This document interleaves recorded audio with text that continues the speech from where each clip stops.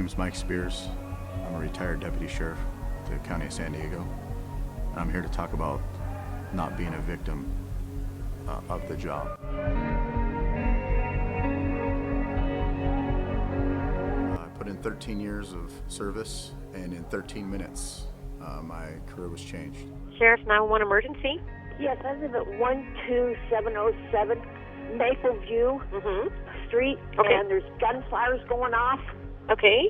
How many shots have you heard? Oh, quite a few. See? There they go again.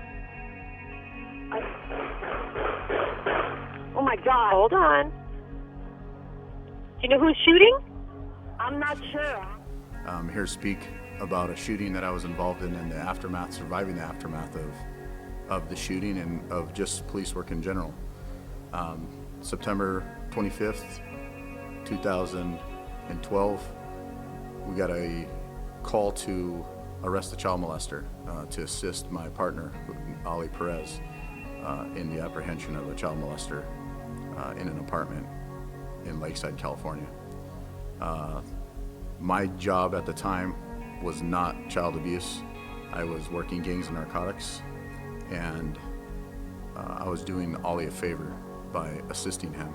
Usually detectives just go up to the door, knock on the door, and they come to the door and they arrest them with no incident. This was a little different. We got our team together, about 7 of us. We went to the door. I was number 2 in the stack. We had 3 people that were gonna go up and take this guy into custody.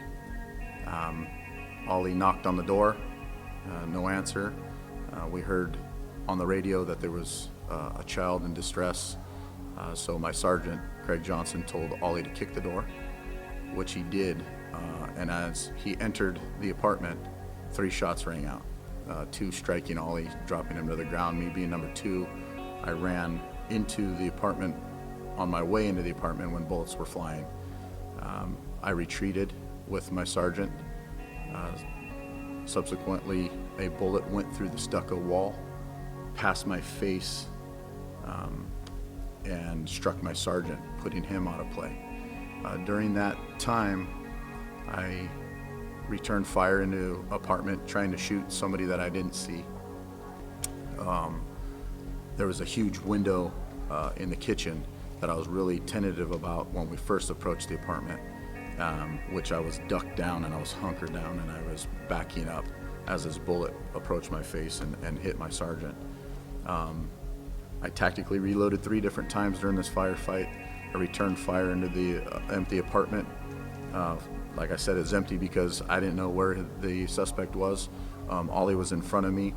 And during the firefight, the suspect low crawled and actually got the door shut, locking Ollie and himself in the apartment, which was very, very detrimental to me. And it's still to this day, I still think about that. Right before that door shut, Ollie looked at me and said, "Come get me." Feeling helpless and essentially alone in that situation, that has crushed me to this day, even though I know that Ollie's alive and my sergeant's alive. Like I said, during that firefight, I was able to look behind me to another door from another apartment. I ended up kicking that door in and bringing my sergeant to another room of safety.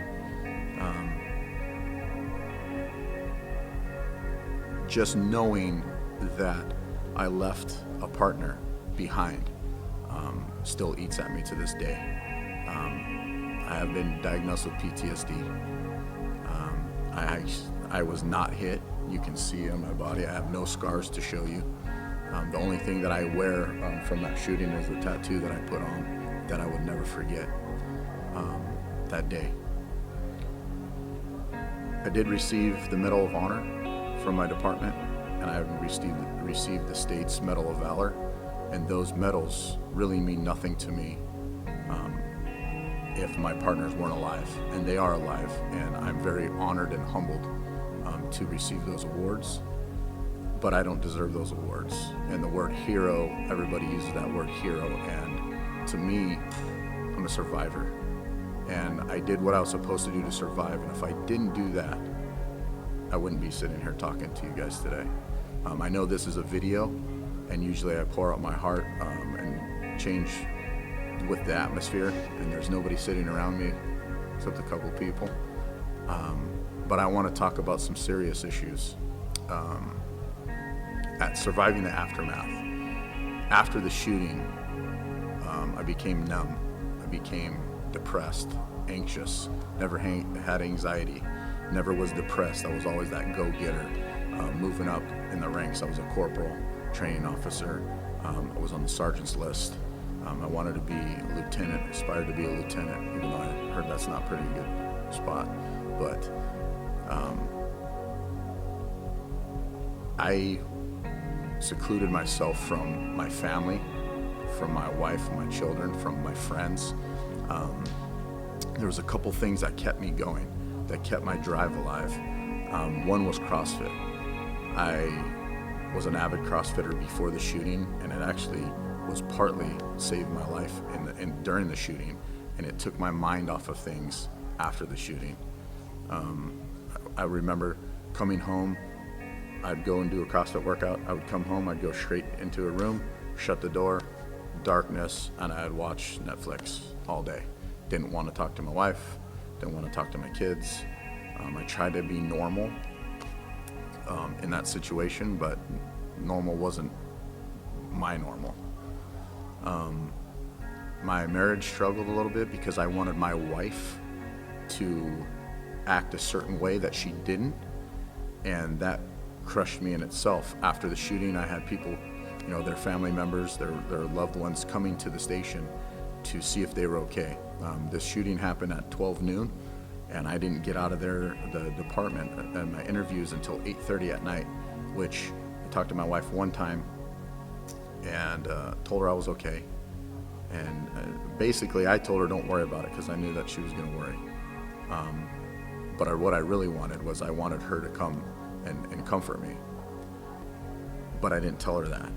So I'm here to tell you that your spouses, your family members, your children, they're victims just like you're a victim. You need to tell them what you want because you can't expect them to know what you need because it's a long road. It's forever I'll have PTSD and like we talk, PTSD is not even a disorder, it's an injury. So PTSI.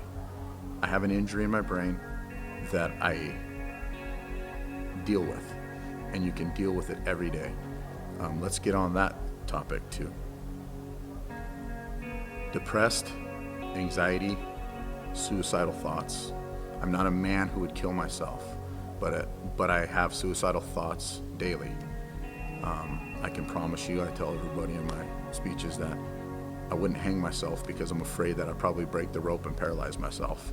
I won't jump off a building because I'm afraid of heights. I definitely won't drive a car off of a bridge because that would not happen. And I'm definitely not going to kill myself because I'm afraid of guns now. And I'm definitely not going to have an officer take my life because I don't want to have anybody live with what I live with.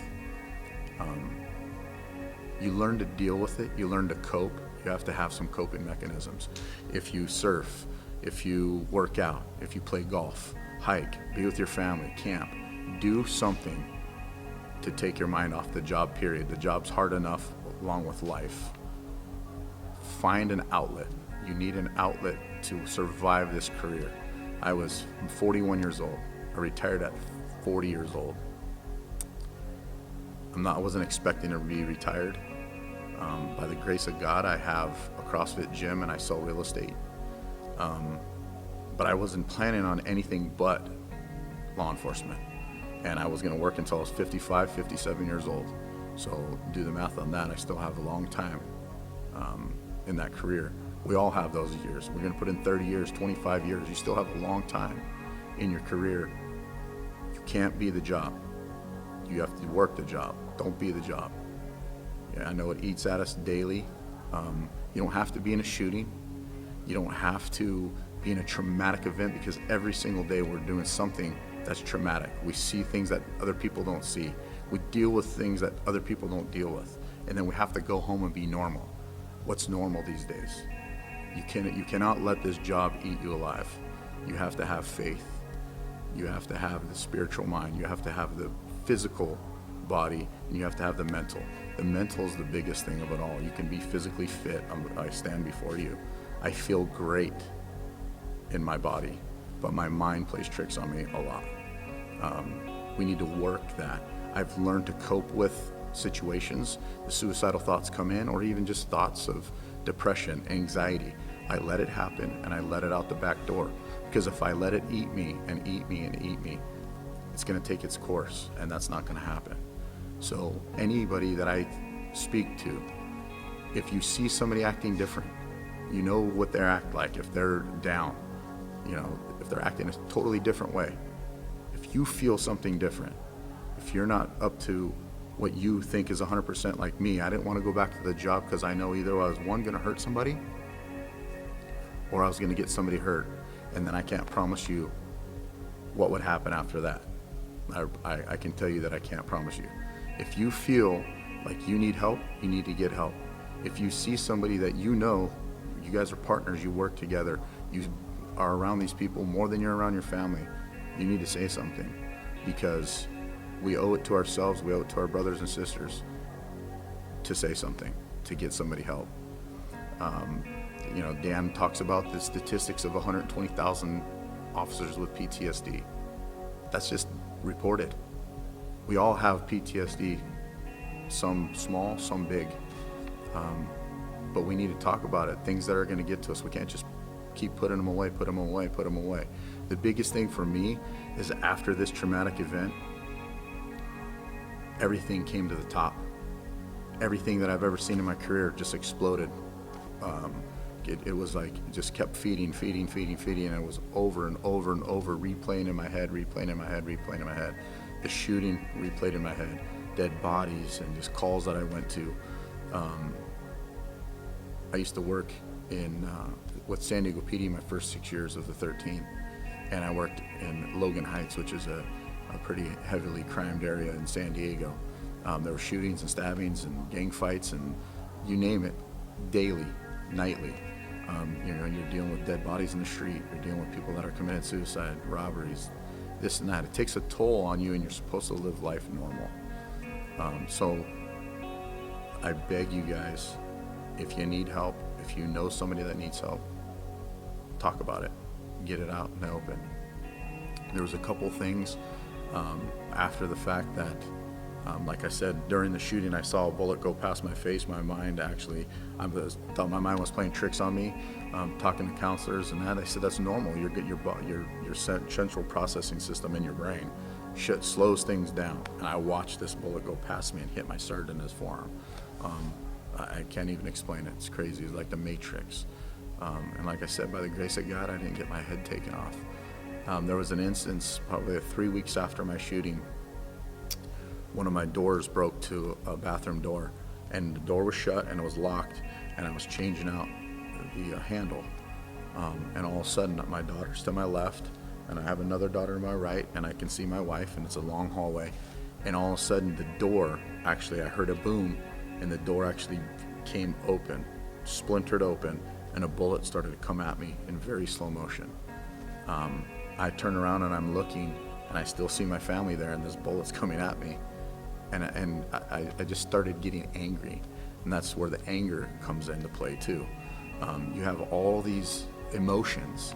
I'll be driving down the street, and I'll just start crying. I can't tell you why. I don't know what triggered it. I don't know what I saw or whatever, but my emotions are totally different than they ever were. We can't be this hard soul all the time. We're the supermen and superwomen of this profession. We need somebody to help us. We need relaxation. You need rest. And I know you're not going to get rest. You work 12-hour shifts, 10-hour shifts, and you're on the go, and you have a family, and you have a job, and you have other things weighing on you. You need to take time for yourself to survive this job. A lot of people don't make it out of this job. I'm a casualty of that, and I'm not happy about it. My heart is still blue. It was green and tan, but we'll call it blue. My mind's not ready for this job and never will be. But what I can do is I can touch others, and I'm still part of this job through reaching out to my brothers and sisters. It's emotional because I know that this job, what it means to me and what it means to all of us that do it. So I've had a couple instances of the thoughts coming into my head. I'll be driving, like I said, and I'll start crying, and I don't know what's the deal. There's a couple instances where my daughter was sitting next to me in my car, and we're just driving straight, we're going through a green light, and all of a sudden I see this car come and actually smash into my car. And it's not happening. I'm driving, I got the green light, but I see this car come, smash the side of my car, hits my daughter, and all of a sudden she falls into my lap, dead. And her pretty much brain is on me. And I just, the anger part gets to me. I get angry why I get these thoughts. I get angry when I think about suicide. I get angry when I'm depressed. I get angry when I'm anxious, because that's not me. That's not who I was. I might have been a little angry sometimes, but that's not, all the other stuff is not me. I look over at my daughter and she's fine. And then I just have to tell her, you know what, Jordan, I love you. And she says, I love you too, Papa. And then I move on. There's gonna be, you know what, like I said it before, when it comes in, you have to let it out the back door. You cannot hold on to it. The process of healing, taking care of yourself, reaching out. The biggest thing about healing, if we don't say there's a problem, it's gonna eat us. You have to admit that something's going on that you don't like. It doesn't matter, it could be small. Small things turn into huge things, like I said before. You don't all have to be involved in a shooting. You don't have to be involved in anything crazy. In your whole career, you've dealt with stuff that you didn't think that was crazy, but a normal person, you know, a civilian would think that's over the top, and we deal with it all day long.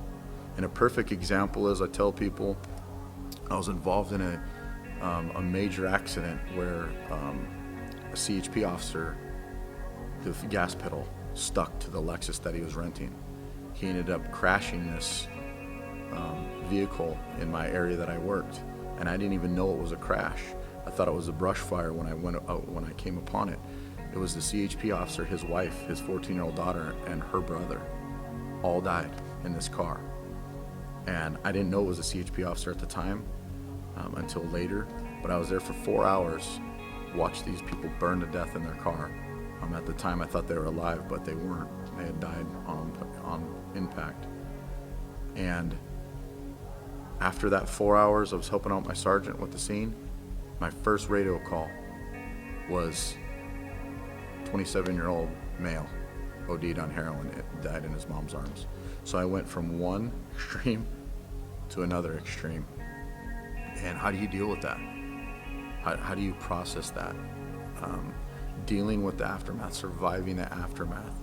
Like I said, there's a process that you got to take care of yourself. You got to take care of your family. You have to tell people what you want, because nobody can read each other's minds. Like I said, my wife thought I needed something. She thought I needed to be left alone because I was upset, when I really needed support and comfort. But I didn't tell her that. I just stayed distant, which she needed support. Like I said, your family members are victims too. You need to support each other. The process of healing, get out there, do other things other than the job, talk to people, make yourself busy in the sense of something that you enjoy to do. Get out there and enjoy life again. We're cynical. We see things that we don't want to see all the time. We used to do the job because we love to do the job, and then we become hating the job because we hate people because everybody's an idiot. 80% of the population that we meet are probably not very good people. You get into that mix over and over and over again. It's a broken record day in and day out. You know, the calls are the same, but they're different. But the way that you're looking at them, it's just a call now. You don't want to make that difference. You have to keep making that difference, because if you don't make that difference, the job is going to eat you. Every single call, make a difference in that call. Whether it's a kid crash on a bike, a homicide scene, whatever it may be, make a difference.